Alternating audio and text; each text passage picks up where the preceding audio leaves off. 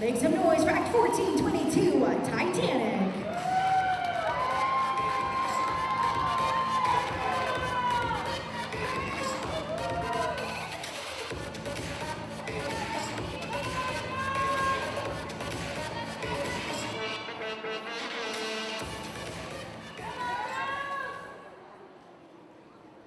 On Wednesday, April the 10th, 1912, in brilliant sunshine, although the day was cold, the unsinkable Pride of the White Star Line left Southampton.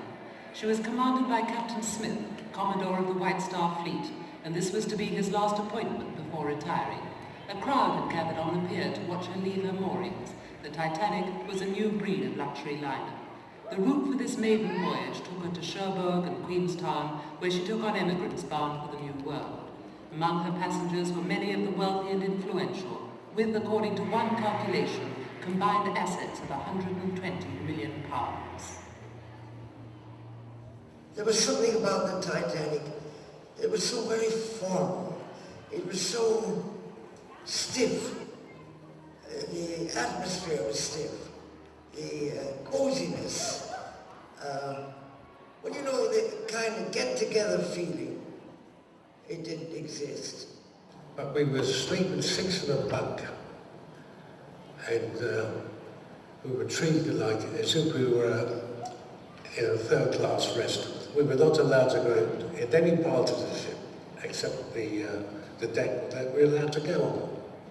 If you were rich, the decks provided a sumptuous way of life. The band played the gayest tunes and American ragtime dances.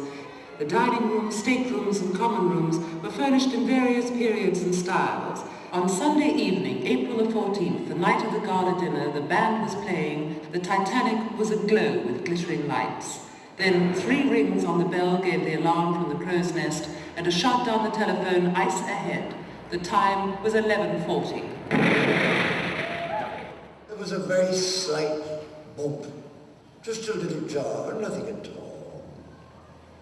I went in my room. There was a second light jar, nothing of consequence. But you knew something had happened. Well, I found a life belt in one of the cabins, the first-class cabins. I put this on, not securely, and I was walking aimlessly on deck, thinking, what's it do next?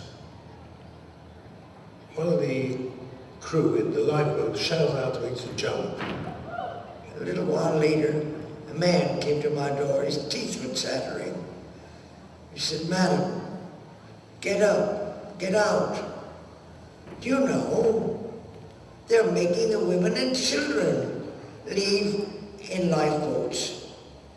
But before I went, I locked every window in my 3 staterooms and closed every trunk and locked every trunk and took the keys with me. 19 keys for 19 trunks. You know, when we look at the figures, there were less people saved from the steerage class. That's right. Than there were from the first class. Because they were not allowed to go on the first class deck. And that was the only way one could be saved. Yes. At 2:20 a.m. on Monday the 15th of April, and 2.5 hours after she struck the iceberg, the largest liner afloat slid beneath the black icy waters to the floor of the Atlantic. The Titanic carried a total of 2,206 passengers and crew. 703 people survived. The total loss of life was 1,503.